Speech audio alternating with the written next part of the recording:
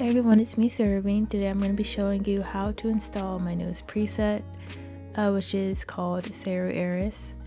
And I'm just going to be walking you through like all the steps, like the reshade installation process and all of the graphic overhauls and overrides that you're going to need. It's pretty simple, but I feel like it's probably a lot easier to explain in a video. So the first thing you're going to want to do is go to the Reshade website, reshade.me. You can find it just by typing in v4.9.1, which is the version we're going to be downloading today. And then you just go to the bottom of the page, and the next thing you're going to want to do is go to your downloads folder and go to where it says Reshade Setup.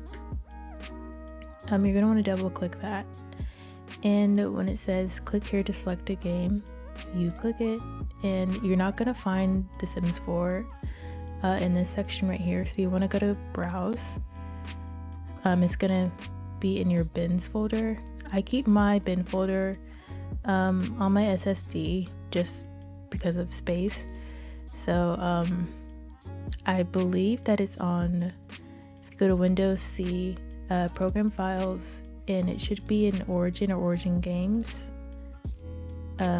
I think it's originally in here, so that's probably where it would be, but I'm just gonna go to where mine is.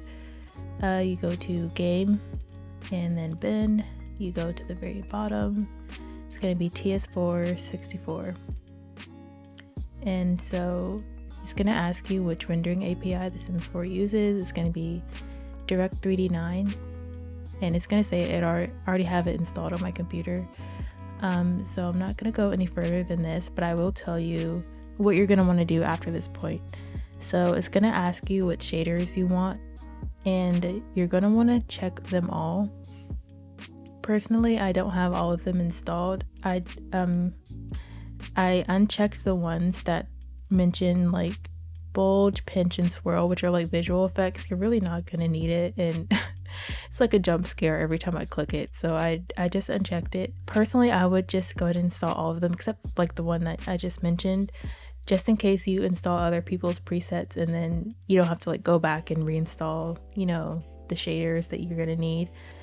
Check all the shaders and then go through the next steps. I think that should be it after that point, and it's just gonna ask you where your screenshot path is and the screenshot key.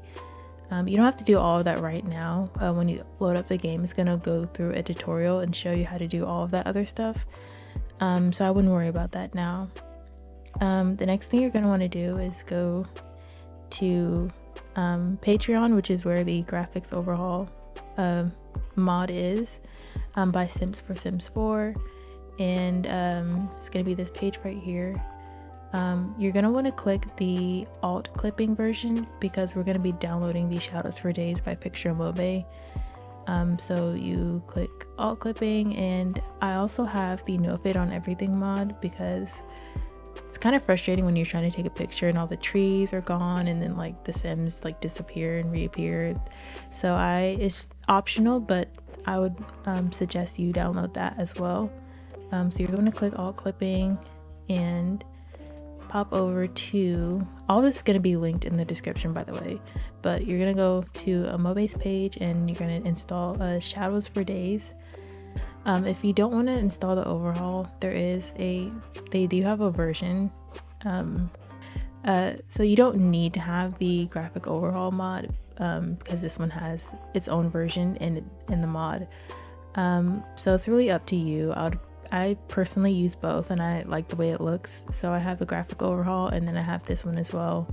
I think they pair really well together, so you're going to want to install that as well. And the very last thing, I know it's a lot, but the very last thing you're going to need is Fullbloom Multilut. This is it pretty much just adds shaders and textures, like their own shader and textures into the reshade, so you're going to want to install that as well. So you're going to go to your downloads folder, and we already set up our reshade. Next thing we're going to want to do is put this graphics rules file. You're going to find it on documents, Electronic Arts, The Sims 4, and it's going to be this folder right here, config override. And then you're just going to want to place it in here. When you originally click it, it's going to be empty, so you don't have to like replace anything at all. You're just going to put that file into here. The next thing you're going to want to do is install Shadows for Days. The order in which you do everything really doesn't matter. I'm just doing it for the tutorial's sake, but I mean, if you want to install all of these first before you do, you know, reshade, I mean, it really doesn't matter. So we're gonna follow these instructions right here. So you're gonna go to your bins folder and find the res folder. So we're gonna do that right now. And please ignore all these folders. It's gonna be this one right here. It's gonna be right next to reshade-shaders. And so inside the res folder, we're gonna make a backup of our camera.ini file. Basically what that means is we're just gonna copy it, and then you're just gonna want to pretty much just back it up onto your desktop or anywhere. And so we're gonna go back. So now that we've made a backup of it, so in the event that we just want to uninstall it or replace it, or we decide we don't want Shadows for Days anymore, we're just gonna put the original that we put on our desktop, the backup, and then we're just gonna place it back into our res folder. That's basically why we back it up. So the last thing you're going to do is paste the VideoCamera.ini file from your download, from, you know, amoebae's download, into your res folder. Basically what that's going to do is replace it. So when it asks you if you want to replace your current one, since we already made a backup somewhere else, we're going to say yes, and we're going to replace that file right here. So I'm going to make a copy of this downloaded version. We're going to go to our res folder, and we're just going to paste it. So it's going to say the destination already has a file named VideoCamera.ini. We're going to say yes to replacing the file. Now, as for Fullbloom Multilut, which is the very last thing that we're going to be installing before we boot up the game, we're just going to go into the folder. So as you can see, there's already a reshade-shaders folder in our bin folder. So basically this just has their, you know, their own Multilut inside of it. So we're going to go to our reshade-shaders folder in our bin folder. We're going to open that up, and we're going to open up this reshade-shaders in the Multilut folder. We're going to place the shaders that were in each of the folders. We're going to place that into our bin folder. And the textures, we're going to place in textures. Obviously I already have it installed, so I'm just Xing out of it. And so now at this point, we've installed everything that we need to install. And obviously you install the preset. If I'm not mistaken, if you use Windows, it's going to ask you if you trust the file that you're downloading, just because you don't typically download ini files. You're just going to hit yes, and then you just pop it into your bin folder. So now that we've got the game open, if this is your first time installing Reshade, it's going to have like a little pop-up that will walk you through the tutorial. You just want to basically complete that tutorial. And what did I just do? Just gonna want to complete that tutorial. And the next thing you want to do is really important. So you're going to go to performance mode and go to edit global preprocessor definitions. This is really important. You want to make sure all of these numbers right here are 0. So if I'm not mistaken, reshade depth input is reversed, is usually 1 by default. You're going to make that 0. Otherwise your mxao, like these shadows, are going to be messed up. I typically just keep performance mode on. I don't know if it really matters, but I just keep it on. And so this is where you're going to find all of your presets. I make a blank ini, so when my game loads up, it's not loading up all of the shaders at the same time. Now that we've got everything installed, I'm just gonna walk you through the preset and all of the settings and everything, kind of like what I did with my Venus preset. I'm not gonna take too long. I'm just gonna show you what each of the settings do and yeah, all that good stuff. So my mic wasn't recording during this part, so I'm just going to explain it real quick. Right now I'm showing you cinematic depth of field. So when you move the mouse away from the focal point, it's going to get blurry. When you move it towards it, it's going to get more clear. When you click, you're going to notice like a little flash. Basically, when you hold it down, it's just going to show you like a focal plane. So whatever the blue is landed on is going to be what's clear. I kind of like it a lot, so that way you can get a better idea of what's going to be in focus and what isn't. And next I'm going to be showing you ADOF, which is what adds that bokeh blur or bokeh lights or whatever in the background. You'll notice that it's a little bit different from cinematic depth of field in that it's not mouse directed. It kind of adjusts on its own. If you use Zero Venus, you'll be familiar with it. It's going to gradually get a lot blurrier. I like using both at the same time because it adds just a stronger depth. There are going to be situations when you want to toggle ADOF off, so the toggle for that is going to be Shift F. For cinematic depth of field, it's going to be Shift C. Yeah, so you'll see when I move the mouse away, it's gonna get blurry, but the background still remains blurry just because I have the ADOF on. So that's kind of why I like it a lot.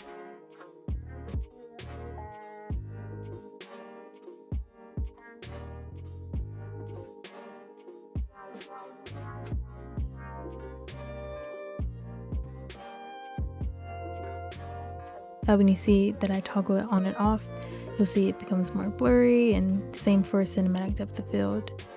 So next I'm going to be showing you Lightroom. That's going to be the next toggle. You're not really going to need to toggle it that much. I just made it just in case. And then I'm going to show you the settings really quick. So you'll see that there's a global exposure. I keep it low at 97, that way I don't have to keep going back and forth when it's too bright and then, you know, when it's too dark. I kind of like to edit that in Photoshop myself. It's just a personal preference. I'm just showing you where you can go if you do want to change it yourself. You'll also notice that I have like the blue, green, and you know, the saturation gamma levels. Those are adjusted. It kind of desaturates the greens and the blues, just like its own, you know, coloring filter. And then next I'm just going to show you the mxao, the shadows. I completely forgot that I took the mxaos from 4.6.1, which is the previous version I was using, and so I'm going to include those in the download folder. Make sure you put those in your shaders folder. If you already have reshade, I would suggest you still put those shaders in, just because I don't think it'll work if it's not that same specific file or shader. Obviously you can, you know, adjust the settings yourself. And now I'm just toggling the reshade preset on and off so you can get a better idea of what the preset itself does.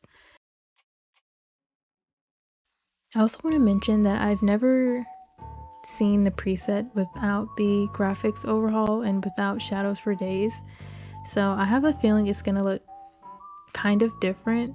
So that's why I kind of recommend that you install those.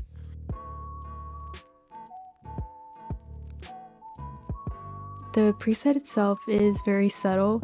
You'll notice that the coloring of everything is kind of kept the same as, you know, the original picture. I don't really alter that too much. This preset's really more so to enhance what's already there. So like the shadows and the lighting, and it adds like a little bloom effect, and obviously, you know, the blur, the depth of field in the background as well. So yeah, sorry if I sound kind of scatterbrained. I'm not really sure what to say, but yeah, I'm just gonna keep toggling it on and off, and then you'll see, you know, everything.